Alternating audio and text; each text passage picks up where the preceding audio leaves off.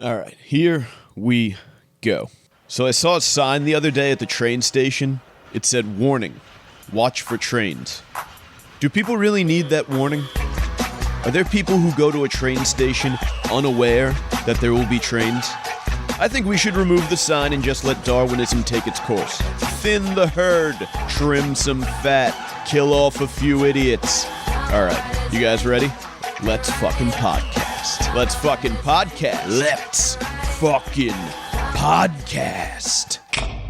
You're listening to the Savage Sacktap. It's not a podcast, it's not a half-cast, it's just a quick shot to the balls to help you finish off the week. We're cutting through the bullshit, filling your Friday with rage-fueled logic, and cracking a few jokes along the way. So grab a bag of frozen peas. There's a Savage Sacktap coming your way. Smooth, lascivious, salacious, outrageous.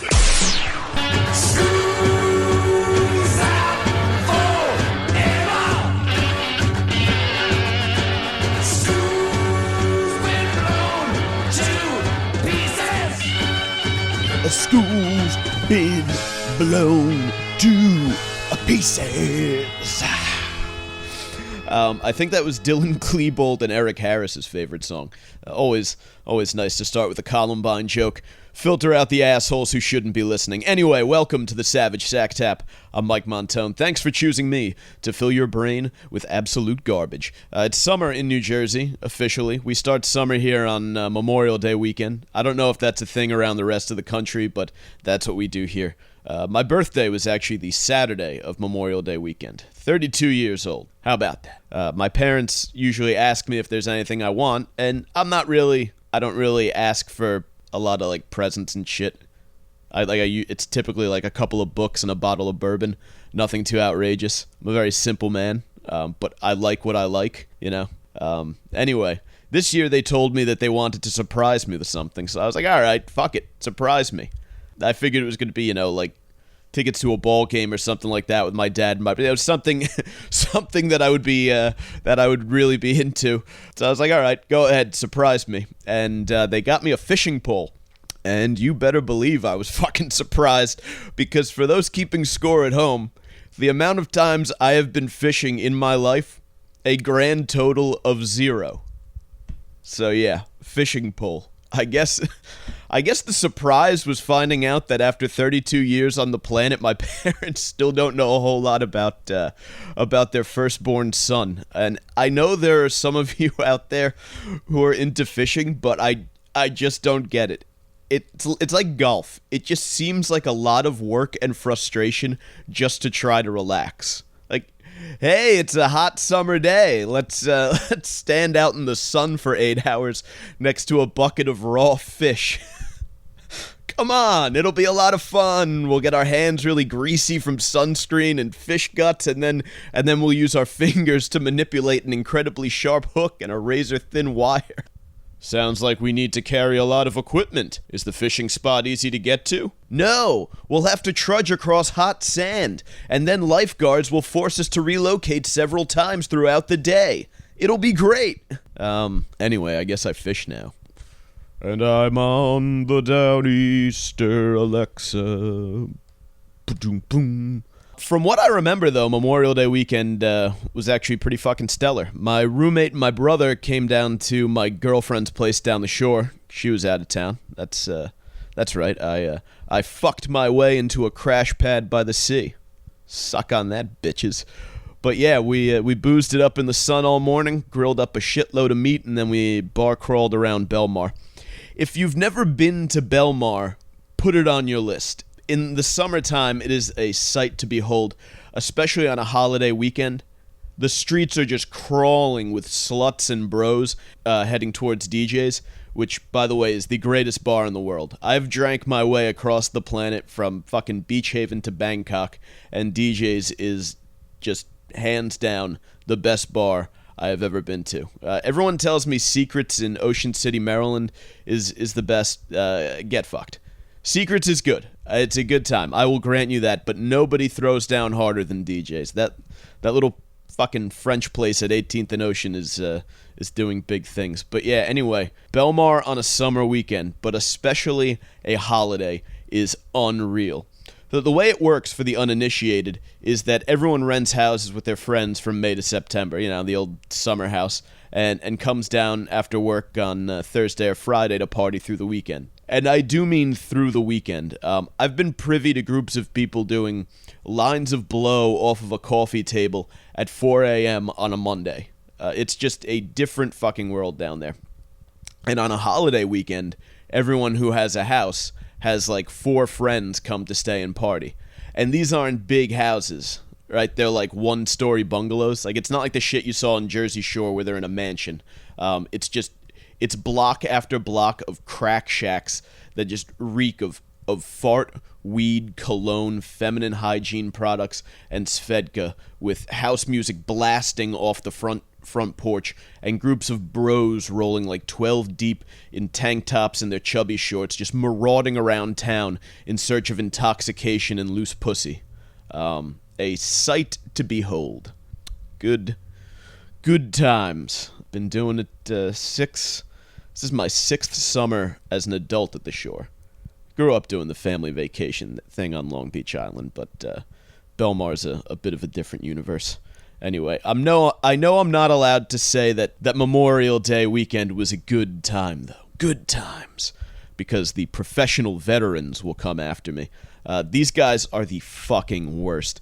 And I've noticed it heavily amongst the reservist community. And if you're a vet, you know exactly what I'm talking about. If you're a civilian, you'll get the gist of it as I explain. It's definitely heavier among the reservist community. Like, most active duty guys are kind of like, yo, I love the Marine Corps, but also, I fucking hate the Marine Corps. It's hard to explain it unless you've lived it. And I've had the opportunity. I served with reservists and with active duty, so I've kind of seen the both. Anyway, there's some guys who serve in the military and it becomes their entire existence. Like, they do the normal 4 years of active duty and get out, but it never gets out of them. And they wind up having no personality whatsoever except for that of the disgruntled veteran. You got guys who went outside the wire, like, twice during their deployment, going on Facebook like they were in the Battle of Way City. I was there, man. You think Memorial Day's about hot dogs and hamburgers and going to the shore to get drunk and suck on banana boat-covered nipples while the waves crash against the beach? No, don't thank me for my service. Today ain't about that, patriot. That's what Veterans Day is for. Now listen up. Memorial Day is about those who gave their lives so that you could have your little barbecue. You ought to be observing a moment of silence all weekend long, shitbird. Yeah. So if you're a civilian and you see guys who are veterans posting that shit, just ignore it. When it comes to Memorial Day, I say give a few bucks to the ladies with the poppies outside the grocery store. Take a walk to the park. Check out the war memorial that every town and city has. Give it your little moment of reflection, moment of silence, and then enjoy the day the way that the fallen would want you to. You think if some kid from Brooklyn who was killed in Fallujah came back, he'd say that the best use of one's 3-day weekend was brooding over the idea of civilians having barbecues? Fuck no. He'd be like, give me a beer, a burger, and some pussy. I'm up next in wiffle ball. Suck my dick, faggots. It's mostly post 9/11 guys pulling this shit, too. Like, as a member of that community, I gotta say, we gotta ditch the whole Vietnam mentality, all right? We were not rejected by the civilians in this country the way the Nam guys were. In fact, it almost gets annoying how much praise is lavished upon us. One of the worst moments of my year every year, and it happens every fucking summer, like, at least once a summer, is when I'm at a bar and they play that fucking chicken fried song and that dickhead goes on this stupid patriotic diatribe in the middle, like, yeah, you're American as fuck, bro, yeah, I get, like, oh, you love blue jeans and shitty domestic pilsners and steak that somebody ruined by frying it like it's a fucking chicken. Fucking Zach Brown band. Ugh. And then during the day, you're like rocking a tank top, hanging by the grotto at Bar A. People see your tattoos, they come over. Thanks for your service, bro. If it was some broad with a nice rack doing it and coming over and grabbing my cock, it'd be a different story. Be great, but it's always like these sunburnt Irish Riviera, Monmouth County Republican types. They're fucking like beet red, covered in SPF 50 and sweating Coors Light through their pores. Give you a big bear hug. They're good.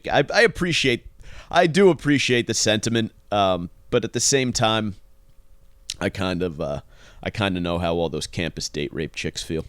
Seriously though, the civilians love us. It's the government and the VA you should be fucking raging against. That and fucking wounded warriors, but that'll be for a different podcast. Anyways, before we get into the meat of this episode, I want to get into the meat of this little story I found here. I don't know if you guys heard about this black guy who went to get a penis transplant, and he woke up with a white dick. And now he says he's going to tattoo it black. So his dick is going to be doing blackface. This might be the first time in recorded history that somebody's penis was guilty of cultural appropriation. He's also probably the first black guy that the black community could accuse of cultural appropriation. His dick is essential. His penis is Sean King. His dick is Rachel. He's got a Rachel. A Rachel Dolezal. A Rachel Dick Lazal. It's too bad the vaudeville era is over. This guy could have had the country's only one dick minstrel show. Anyway, I've got the article from the Daily News right here. The headline is Black Man Receives White Penis Transplant. Plans to tattoo it to match his skin color. Here's the article. A 40-year-old black man received a penis transplant from a white donor 17 years after he lost his own penis in a routine circumcision. Just pausing for a second. You have got to be out of your fucking mind to get a circumcision at the age of 23. At that, you get to 23, you just live with the anteater already. You don't want to have the circumcision at an age where you can remember getting your dick. That's why they do it to babies, because they're not going to retain the thought of someone coming at their dick with a knife. And anyway, I've heard chicks love them. Like it's like having a little French tickler permanently attached to your wang. Anyway. Moving on. A team of South African doctors from Stellenbosch University and Tygerberg Academic Hospital performed their second successful penis transplant on the man, whose identity they're withholding, in April. That's my news guy voice, by the way. All news guys have a voice. No one in the news industry speaks with their normal voice. I don't know why. Does important information sound better when delivered in a completely disingenuous manner? Because I work in the industry, and fucking fake on-air voices are the industry I love it. It's great. They need to make a fucking reality show at a news network and let people get behind the curtain, because it's something else. Anyway, yeah, they did this surgery in South Africa. Those old school apartheid guys find out a brother is walking around with a white dick. They are not. That's not gonna sit well. They are not gonna be happy. Unless I have a theory about that. Let me continue from the article. Alright. The recipient plans to have his penis medically tattooed so that his new member matches the color of the rest of his body. Medical tattooing commonly obscures skin imperfections, including vitiligo, patches of white skin, using flesh-colored pigments. That's rough, though. You're born as a black dude, and let's be honest, history hasn't always been great to the black community. But you have a few advantages. Among them is the massive penis. And then you lose that in a botched adult circumcision and a team of white doctors in a country that oppressed your people for years gives you one of theirs. And you know the whites aren't going to give up big dicks to the blacks because it's South Africa and everybody's still a little racist. So they probably gave him one from some guy who showers in his bathing suit at the gym. Oh, but we can paint it for you. It's probably not even covered by his provider. He had to pay out of pocket just to recoup a little bit of dignity. That is systematic oppression. Where are the Reverends Sharpton and Jackson when you need them? I told a story on the show a while back about how I once stood in line behind a very tall black man who was buying regular-sized condoms. That threw me for a loop. He probably hates watermelon, he's allergic to cocoa butter, goes to scary movies and doesn't make a sound, sucks at basketball, can't run very fast, and is repulsed by white women with big asses. Speaking of black cock, everybody was going nuts over Tiger Woods. I was going to give it a whole segment on this episode, but honestly, who the fuck cares? It's golf. It's a country club sport. Everyone who plays is running on a hearty concoction of booze and pills, and they all fucking cheat on each other. So spare me the shit about how he's setting a bad example, or how this is his downfall, or what. Get the fuck out of here. A grown man writing op-eds about how they're disappointed in Tiger? It's golf. The guy likes to get a little buzzed and fool around with expensive pussy. And who the fuck doesn't, by the way? Tell me right now that you can honestly say that if you were making shit tons of money to engage in a leisure activity, that you wouldn't spend some of that money on intoxication and high-end sniz. You can't. That's exactly who the sport caters to. Rich people who live their lives in a haze of Xanax, Zinfandel, and infidelity. So in that sense, Tiger Woods very much remains the poster boy for the game. Anywho, this episode of the Savage Sacktap is brought to you by Cosby Cups. That's right, Cosby Cups pudding snacks. Put some on her spoon, then put it wherever you want, because Cosby Cups pudding snacks are guaranteed to put that bitch to sleep. And from the makers of Cosby Cups pudding snacks come Cosby Cups gelatin desserts. Jell no is what she can't say when you knock her out with Cosby Cups. Cosby. How about that one? Imagine being a juror for Cosby, hearing about the nice sweater man who used to sell pudding, going around and surprise sexing chicks in their sleep after loading their Shirley Temples up with melatonin or whatever the fuck he was up to. This is weird, wild stuff. Cosby at the minibar grinding up a Benadryl and mixing it into a cup of pudding while he fucking lectures some chick on how kids her age need to pull their damn pants up. Man, Hannibal Buress really blew that one up. If you don't know, the Cosby case kind of came to light after Hannibal Buress brought up the fact that he had been accused of rape a great many times during a stand-up set, and that shined a light on it, and here we are. Anyway, and since I'm plugging things, how about following us on social media? I'm on Twitter at Mike Montone and at The Savage Crew. We're on Facebook. It's facebook.com/The Savage Crew.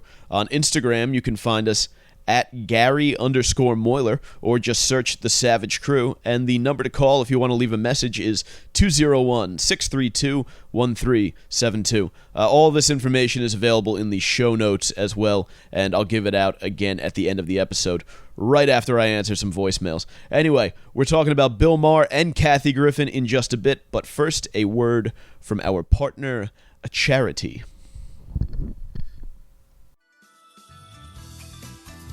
Every year, millions of men around the world reach full sexual maturity with a penis that's less than 4 inches long. Morimoto-san, number one sushi chef in all of Tokyo, but the geisha giggle at his California roll. Say it too small. Now, Cocks of Love is giving those men a second chance, but we need your help. Morimoto-san on verge of committing a harikari when friend tell him about the Cocks of Love. For just 25 cents a day, that's the cost of a gumball. You can adopt one of these men and help them afford the surgically enhanced genitals they so desperately need. Now Morimoto-san hung like a Godzilla. Thanks to the donations we've already received, Cocks of Love has been able to give scores of men a new lease on life.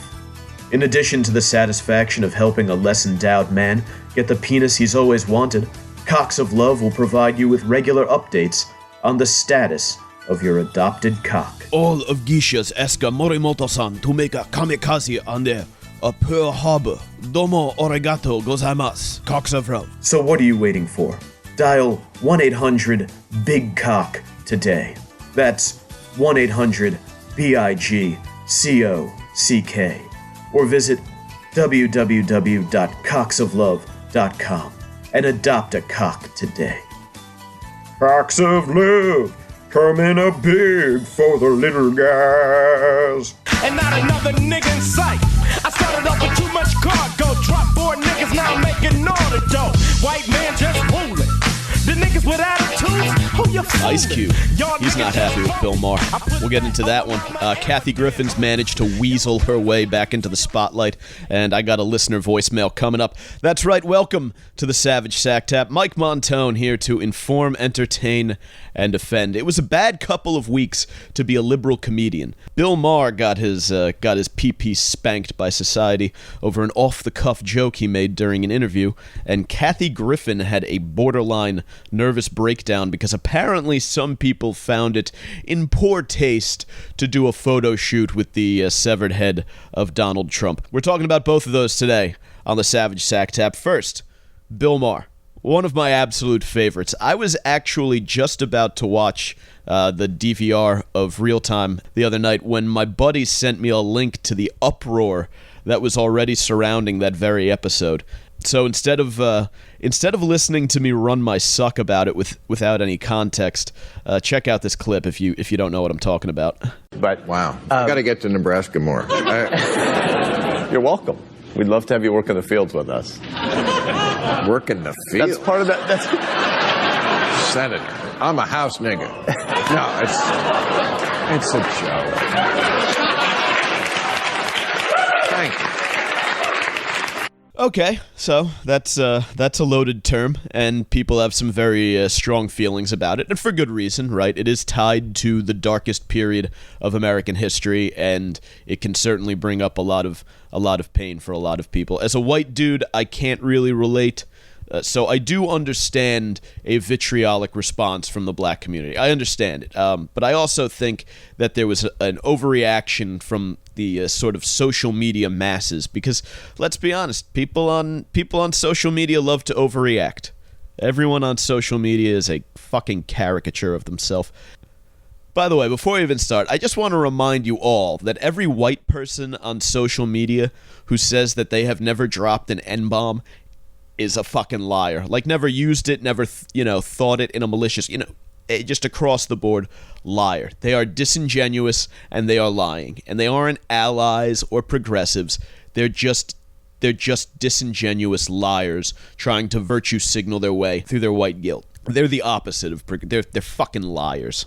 Anyway, here are a few tweets. When I sing along to a rap song, I consciously self-censor. This one didn't have to do with, I think he was responding to someone else in a conversation, but I just had to throw it in there because really? What a fag. He's such a little, just manlit liberal cuck. I'm looking at his picture. These guys gross me out. You mean to tell me that all alone, driving down the highway, windows up, volume cranked, you're listening to some old Biggie, you're not letting the N-bombs fly? I mean, I gotta be careful about using the word during this show, because I don't know if anyone from my company is going to be listening and get me shit-canned over even editorial use of an ethnic slur, but come on.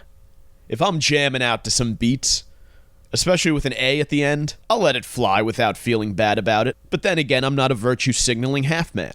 Alright, moving on. Bill Maher says N-word last week, has one of his highest-rated episodes the following week.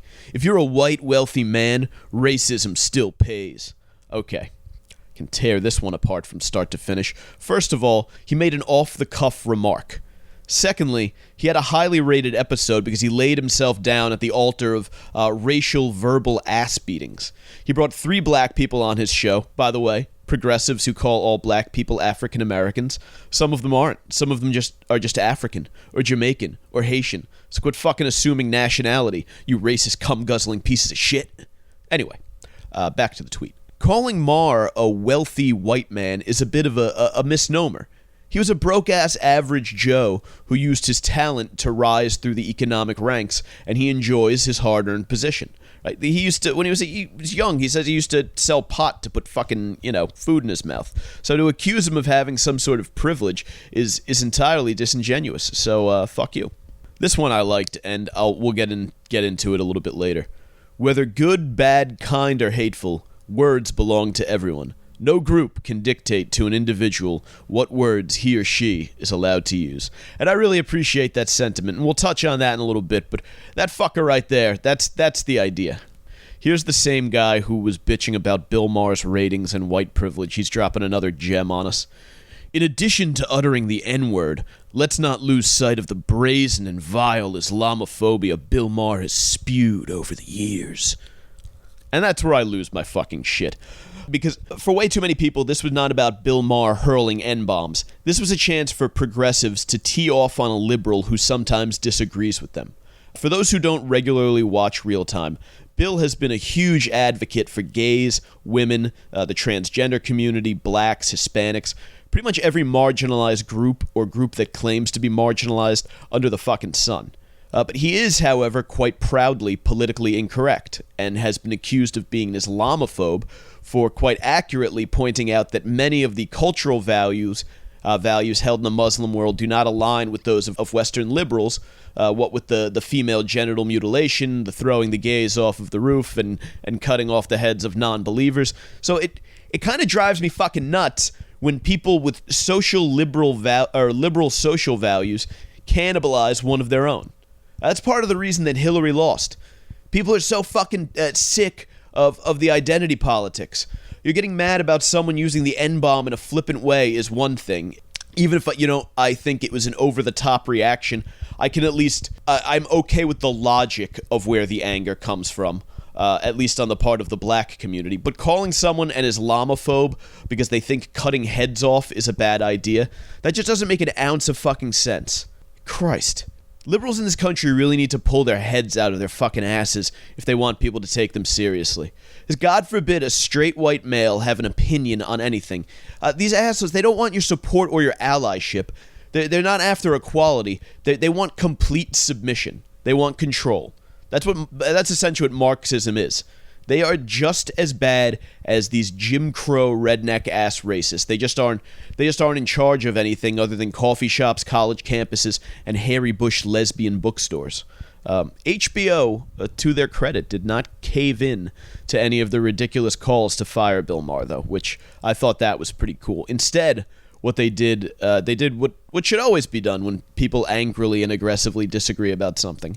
They had a conversation. He got a little talking to from this professor. Here's a little bit of that. Well, you use those cheers, but you got to understand. Now, I've taken a lot of heat. People saying you're a coon, you're a sellout. Why would you dare go on the show with your guy who's your friend? Because they figure that I'm going to be complicit with you, that I'm not going to challenge you, that this is an easy pass. But do you understand why people are skeptical and the pain and the suffering? Look, when you made the point about the House and then black people were saying, look, it's not as if black people in the House were any better off than people in the field.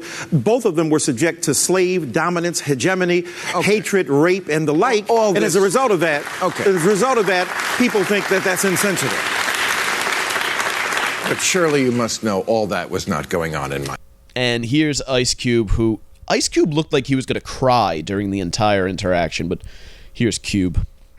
I think it's a lot of guys out there who cross the line because they a little too familiar, or they think they too familiar, or it's guys that, they might have a black girlfriend or two that made them some Kool-Aid every now and then, and they think they can cross the line, and they can't. It's a word that has been used against us. It's like a knife, man, and you can use it as a weapon or you can use it as a tool. It's been used as a weapon against us by white people. And we're not going to let that happen again by nobody because it's not cool.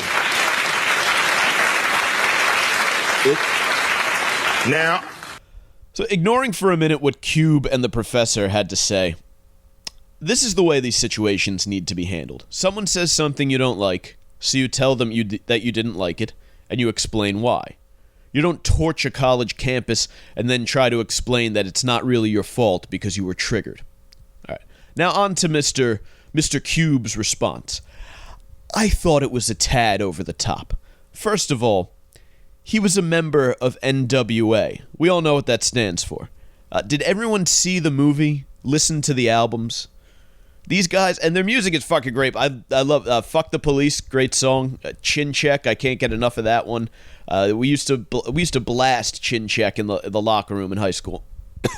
Love some on NWA, but let's not forget that these guys were getting chased off stage around the country over lyrics in their songs and their general attitude towards Whitey and the cops. So if anyone should be defending the ability of an artist, especially a comedian, to say whatever the fuck they want, it should be Ice Cube. But he sat there pouting the entire time. Yes, the hard motherfucker who can rap and make movies about just all manner of vile shit, and to my delight, by the way. He's a very talented guy, but he regularly refers to women as bitches and hoes. He talks about gangbanging, which typically involves shooting up neighborhoods and accidentally killing innocent bystanders. He has a song called No Vaseline, which is presumably about raping a group of former business associates. But then he gets to tell a comedian where to draw the line. A comedian who made an off-the-cuff crack, and I believe may have legitimately felt bad about. Maybe not. I think you can think the joke was. You can make a joke that you think is funny and still kind of feel bad about the reaction that it gets because you just didn't realize how it was gonna come out. But the thing is, on social issues, Bill is incredibly liberal. It wasn't a planned joke. It was just a quip. Just throw it out there. Cube, on the other hand, sits down and writes, thinks things out, and then records lyrics about prostitutes who may be victims of human trafficking, carrying around unlicensed firearms for use in violent crime, and it's fine because he's an artist. So the fuck are comedians? And as artists, comedians have the right to try and fail without having their careers threatened because of a word. Seriously, Ice Cube, of all people to get that bent out of shape over a sound that came out of someone's mouth. And it wasn't used in malice. Again, off the cuff and in jest by a comedian. South Park has done it. Neil Brennan wrote for Chappelle's show. I'm sure he had a hand in the Clayton Bigsby sketch, right?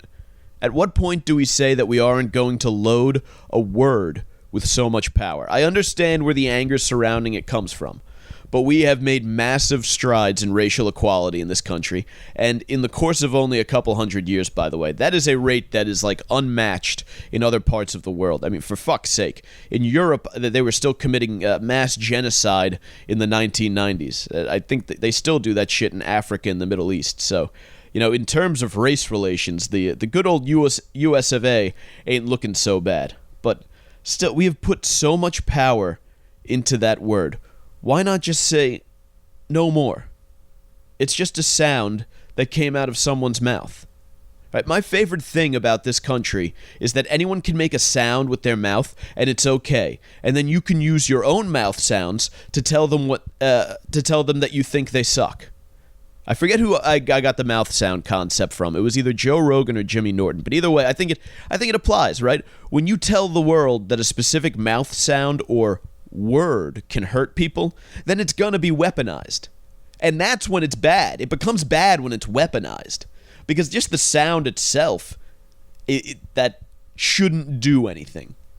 After a while, you say the word like mosquito over and over again, and you're like, by the 12th time, you're like, mosquito, mosquito, mosquito, mosquito, mosquito, mosquito, mosquito, mosquito, mosquito, mosquito, and all of a sudden it's just a weird sound. It almost sounds like a machine making this white noise. It's when the word is used in anger that I think should be condemned. That's the one where we should say, hey man, that's a dick thing. You can say it, but you saying it makes you a dick. But merely making that sound with your mouth does not a bad person make. So let's render the word inert. That should be the new movement. Let's turn it from a machine gun into a Nerf gun, motherfuckers. By the way, since I don't think I mentioned, in case you were wondering, yes, I found the joke funny, and I'm telling you because I'm honest and I'm not a liar. I have nothing to hide. I thought it was a good little crack. Anyway.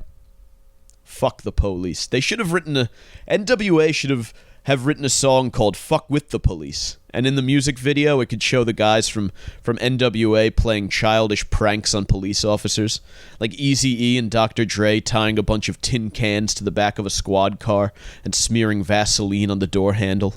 Like they ring the doorbell at the precinct house and run away.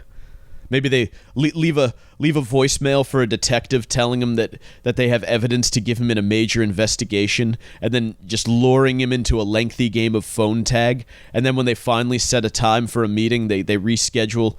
They keep rescheduling all week, and then just kind of magically become available on Friday afternoon at 5 p.m. just as he's heading out the office door to go watch his son play Little League game and really enjoy his 48 hours of custody. That would be fun. All right. Enough of that. On to the next one. Here is Kathy Griffin getting photographed holding Donald Trump's severed head. This is Kathy Griffin. I'm shooting with Tyler Shields, who is wildly talented. This is fake blood, just so you know. I won't give away what we're doing, but Tyler and I are not afraid to do images that make noise. And also, he often lights me to the point where I look about 15. But first, I'm an artist. But really, it's good lighting. Right? Yeah. We're gonna go to... We have to move to Mexico today. Because we're gonna go to prison. Federal prison. Yeah. Call your dad. Apologize. But let's... You, me, and Daryl just go to Mexico today. Because we're not surviving this. Okay? Look at this. I think that's like that moment right here. Like, that's the jail moment. So there she was, having a good time, laughing it up with the photographer about how this was going to really push the envelope and shock the world. Talking about having to move to Mexico because it's going to make such a big splash. Trump's going to come after them. Just really brash and cocky. Kind of taunting tone towards the POTUS and his supporters. And then it began to unravel. The Trump family obviously wasn't too happy about pictures of a transvestite-looking comedian holding an effigy of their patriarch's severed head, so they got kind of pissed. Here's what they had to say. Kathy Griffin should be ashamed of herself. My children, especially my 11-year-old son Barron, are having a hard time with this. Sick. That was from Donald. Pretty reasonable response, I think. As a mother, a wife, and a human being, that photo is very disturbing, Melania Trump said in a statement. When you consider some of the atrocities happening in the world today, a photo opportunity like this is simply wrong and makes you wonder about the mental health of the person who did it. Again, pretty reasonable. Probably nicer than most people would be to the woman who just publicly fantasized about decapitating your husband. Donald Jr. tweeted an article from Vulture where Kathy said, I'm happy to deliver a beatdown to Donald Trump, and also to Barron. You know, a lot of comics are going to go hard for Donald. My edge is that I'll go direct for Barron. I'm going to get in ahead of the game. And probably a little tongue-in-cheek, but whatever, you know. She's out there, she's stirring the pot. And then it goes on to include this little nugget. So, of course, Griffin supported Rosie O'Donnell when she tweeted, I gotta do this, you know what, I'm gonna start that over. I gotta do this in my entertainment reporter voice. So, of course, Griffin supported Rosie O'Donnell when she tweeted a video asking if Barron Trump, 10-year-old son of Donald and Melania, was on the autism spectrum. After the beatdown he gave her, she can say whatever she wants to say to that piece of shit, Griffin said, before correcting herself. Oh, that's president piece of shit. That's how everyone on, like, E! Or the fucking, like, Access Hollywood, that's how they talk. She can say whatever she wants to say to that piece of shit, Griffin said before correcting herself. Oh, that's president piece of shit. Like, just peppy and fucking They could be reading an obituary, and they're like, the 80s star and longtime smoker died of lung cancer at the age of 49. Anyway, a lot of tough talk coming from Kathy. Let's go ahead and see. Let's see if that attitude held up under scrutiny. And then I was like, no, this isn't right. It's just not right. And I apologized because that was the right thing to do and I meant it. And then I saw the tide turning and I saw what they were doing. And I went, oh, okay, they're trying to spin this and they're making it about Barron. And obviously that was never my intent. I would never want to hurt anyone, much less a child. But I started to see what was really happening. And then it was a mob mentality pile-on. And so many people have expressed to me personally across the country at my shows, they're scared. So, yeah, I don't know if I'm gonna get arrested today. I don't know. What do you but think I have about to CNN stand firing up. you? Excuse me? What do you think about CNN firing you? It's sad. It's hurtful to me. Yeah.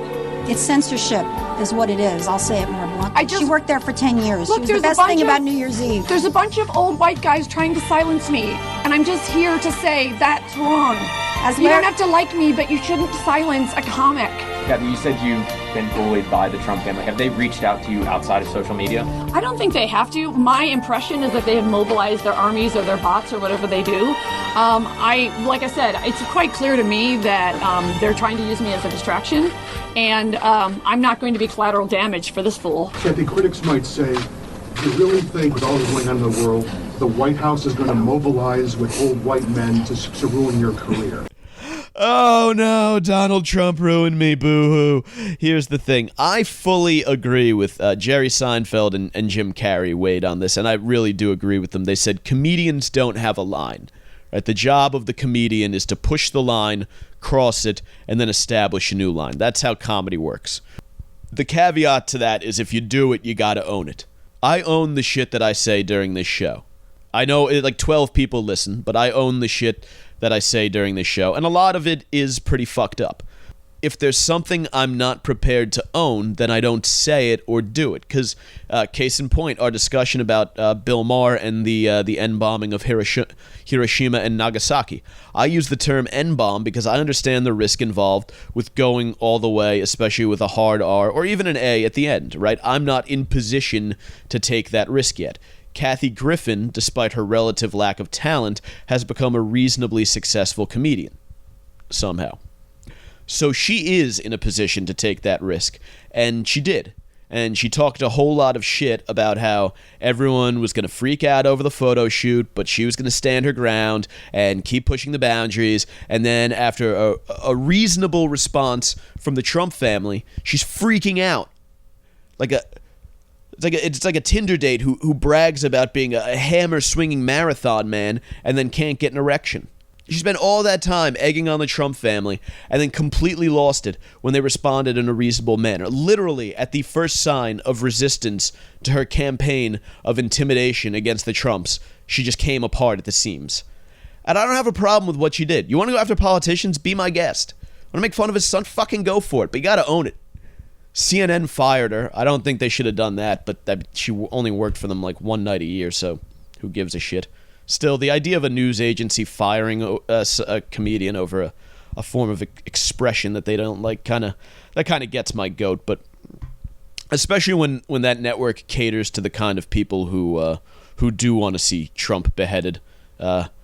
Angela Rye and like that gross short-haired boy-looking one. Not Maddow. She's on MSNBC. The other one, Sally Cohn. They probably have it as their fucking screensaver. Those two must be a blast at cocktail parties. They probably don't even call cocktail parties because mention of the word cock is too patriarchal. Probably call them cunt-tail parties, which actually sound kind of fun. Anyway, I'm sure Kathy will land on her feet. Bravo or Logo or MSNBC or fucking Oxygen or any of the other networks for the professionally oppressed will offer her a TV for those without testosterone. I'll be honest, I wouldn't be surprised if this whole thing was just a big publicity stunt to kind of get her name out there and get her in with the resistance, since nobody actually gives a shit about Kathy Griffin. Anyway, moving on. We've got a voicemail here from a listener. That's right, you can call me anytime. 201-632-1372. That's the number. Message from Mr. Oxmall. Hey, what's up, Mike? This is Michael Oxmall, longtime listener. Hey, I got a quick question for you. What's the deal with these guys at the gym who are always grunting in the locker room? You know who I'm talking about. They'll be bending down to tie their shoes or untie their shoes, and they're grunting, they're out of breath. Some of them haven't even started working out yet. They're just getting to the gym. What's going on with that? Please let me know. You can give me a call back or just talk back. Well, Mr. Oxmall and any other longtime listeners will know that nothing drives me nuts like bad gym locker room behavior. The locker room at the Retro Fitness here in Hoboken is it's about as roomy as a subway car in Calcutta. If more than like 3 people are getting changed at one time, you run a serious risk of going ass to ass with some Ecuadorian guy who doesn't know what personal space is. It's like being locked inside of a sardine can with a dozen weirdos. That's really the only way to describe the other guys in the locker room at Retro Hoboken. Fucking weirdos. There's usually a couple bros in there hanging out, scrolling through their cell phones without a care in the world, while other dudes get changed all around them. How fucking bizarre is that? And I realize that people use their phones for everything these days, and we're all connected, like it's a fucking newspaper, a camera, and you can check your email all in one. But let's be honest, if like 20 years ago I had told you that I was going to be sitting around a locker room at the gym, reading the newspaper and opening my junk mail, you would have looked at me like I had a dick growing out of my head. If you had busted out a camera inside of the locker room at the Gold's Gym that I used to go to, you would have gotten kicked in the fucking balls.